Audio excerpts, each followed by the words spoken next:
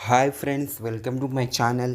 రోజు వీడియోలో ముందు ప్లీజ్ లైక్ చేయండి, షేర్ చేయండి, సబ్స్క్రైబ్ చేసుకుని ఛానల్ని. ఈరోజు వీడియో ఏంటంటే మనకి మార్చ్ 16 రోజున రాజ్యసభ ఎలక్షన్స్ ఉన్నాయి. దాని గురించి తెలుసుకుందాము.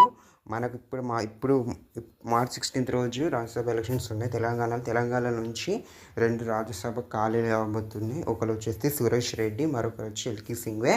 వాళ్ళు రాజ్యసభలో అనేటి పూర్తి కావడంతో దీనికి ఎలక్షన్స్ అనేవి రాబోతున్నాయి.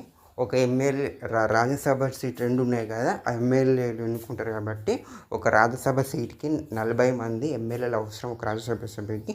ఇప్పుడు మనకి మొత్తం తెలంగాణలో 110 ఉన్నాయి కాబట్టి తెలంగాణలో 2 స్థానాలు కాబట్టి 80 స్థానాలు కావాలి. అయితే కాంగ్రెస్ పార్టీ ఖచ్చితంగా ఒక స్థానమే ఖచ్చితంగా వస్తుంది.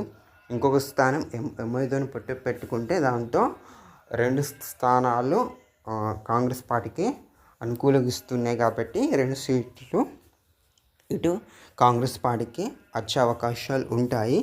దీనిలో భాగంగా మార్చ్ 6 రోజు వరకు నామినేషన్ అనేది లాస్ట్ డేట్. ఇప్పటి వరకు కాంగ్రెస్ పార్టీ అధిష్టానం ఎటువంటి అభ్యర్థులు ప్రకటించలేదు కాబట్టి ఇది చాలా టెన్షన్గా ఉంది. ఇక్కడ ముఖ్యంగా 4-5 పేర్లు వినిపిస్తున్నాయి.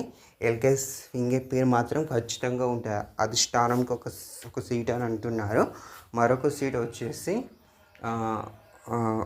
ఉన్న వాళ్ళు వచ్చేసి ఒకరు వచ్చేసి వేం నరేందర్ రెడ్డి, మరియు వచ్చేసి బీసీ కోటల కిందకి ఆలోచించితే హనుమంతరావు కూడా చాలా ప్రయత్నిస్తున్నారు. ఎందుకంటే లాస్ట్ ఛాన్స్ ఒక ఛాన్స్ ఉంటుంది కాబట్టి హనుమంతరావు కూడా సీట్ కావాలని అడుగుతున్నారు.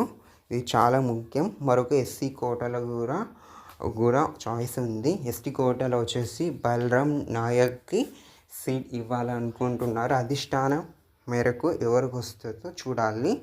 ఇటు మల్లియాష్ గౌడ్, లేకపోతే హనుమంతరావు, లేకపోతే చల్లా వెంకట్రామరెడ్డి కూడా రాబోతున్నాయి సీట్లు. ఇక్కడ వచ్చేసి అధిష్టానం ఎవరికి ఇస్తారో మార్చ్ 6 రోజు ప్రకటించవచ్చు అని తెలుస్తుంది. ఎట్ల పరిస్థితుల్లో 2 సీట్లు అయితే కాంగ్రెస్ పార్టీకి వస్తాయని తెలుస్తుంది ఫ్రెండ్స్.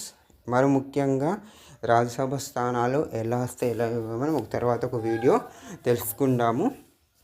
మనకి ఎమ్మెల్యేలు ఎన్నుకుంటారు కాబట్టి రాజ్యసభ మెంబర్స్ని ఎవ్రీ 2 years ఒక్కసారి ఎలక్షన్స్ అనేవి వస్తానుండే. రాజ్యసభ అనేది పర్మనెంట్ హౌస్. దీనికి ఎటువంటి ఇప్పుడు ఖాళీ కాదు, ఎవ్రీ 2 years ఒక్కసారి ఖాళీ అవుతుంది ఫ్రెండ్స్.